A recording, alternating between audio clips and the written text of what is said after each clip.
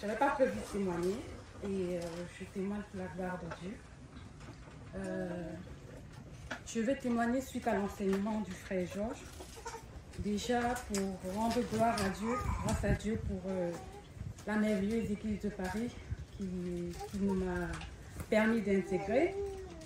Suite à l'intégration de l'église de Paris, il y a beaucoup de choses qui ont changé dans ma vie parce qu'avant je me connectais sur Zoom, mais il y avait beaucoup de choses que je n'avais pas le courage d'abandonner, comme le dépouillement physique. Non, le frère parlait toujours en disant qu'il faut se dépouiller, mais je ne prenais pas en fait je ne traversais pas le cap de dire bon oui, je le mets en pratique. C'était toujours théorique. Et l'entrée à l'église de Paris, c'est un des aspects qui m'a permis aussi d'abandonner.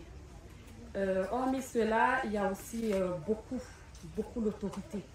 Parce que je sais même qu'il y a le frère Cyril qui m'avait repris sur cet aspect de l'autorité vis-à-vis du mari. Et l'autorité, c'était sur plusieurs aspects. L'enseignement, quand je dis l'enseignement, c'est prier, obliger, je vais dire obliger mon mari à venir prier avec moi. Quand on prie, il faut que j'explique la Bible. Et le fait de cheminer dans une église m'a fait comprendre qu'il fallait arrêter tout ça. Et je rends grâce à Dieu de ce qu'il m'a donné d'abandonner ça. D'abandonner aussi le fait que lorsque le mari parle, il fallait que ce soit moi qui prenne les décisions. Quand le mari dit, il faut que ce soit ce que moi je dis qui soit appliqué. Et je rends grâce à Dieu aussi de ce qu'il m'a délivré de ça. Il m'a permis de, maintenant lorsque mon mari parle, je dis c'est mon avis, tu décides. Même vis-à-vis des enfants, je lui ai dit, à mes filles, je leur ai dit, l'autorité c'est papa. Si papa a dit, maman n'a plus rien à dire. Et mes filles, elles l'ont intégré. Bien des fois, elles utilisent ça comme un chantage vis-à-vis de moi. Mais je rends grâce à Dieu de ce que même mes filles aujourd'hui, elles savent. Et elles le disent même, c'est papa qui décide, c'est pas maman. C'est papa qui décide. Donc, et ils savent que si papa a dit, maman ne peut plus rien dire derrière. Et je rends grâce à Dieu parce que c'est quelque chose qui m'a béni. Mais l'enseignement m'a aussi fait comprendre qu'il n'y a pas que le côté parole.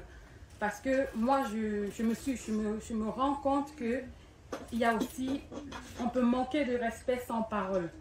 Dans juste pas la manière de se comporter.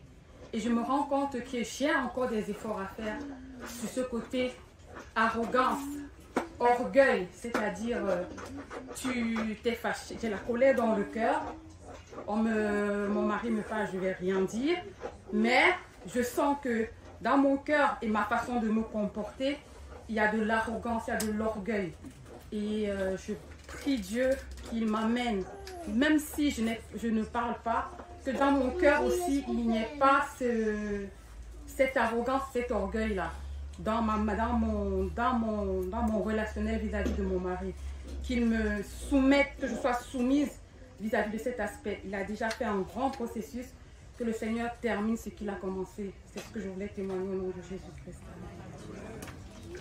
Amen. Gloire à Dieu. Merci Cécile pour ce merveilleux témoignage. Vraiment merci.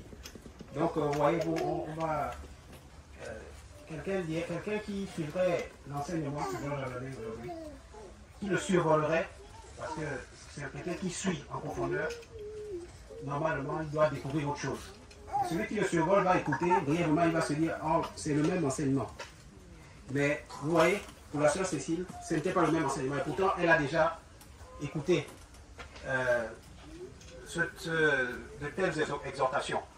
Et nous rendons grâce à Dieu parce qu'aujourd'hui même, eh bien, il y a eu un travail en elle-même encore pendant l'exhortation. Donc vraiment que Dieu soit loué.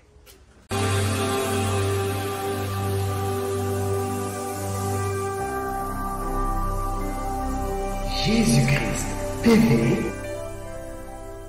vous connaîtrez la vérité et la vérité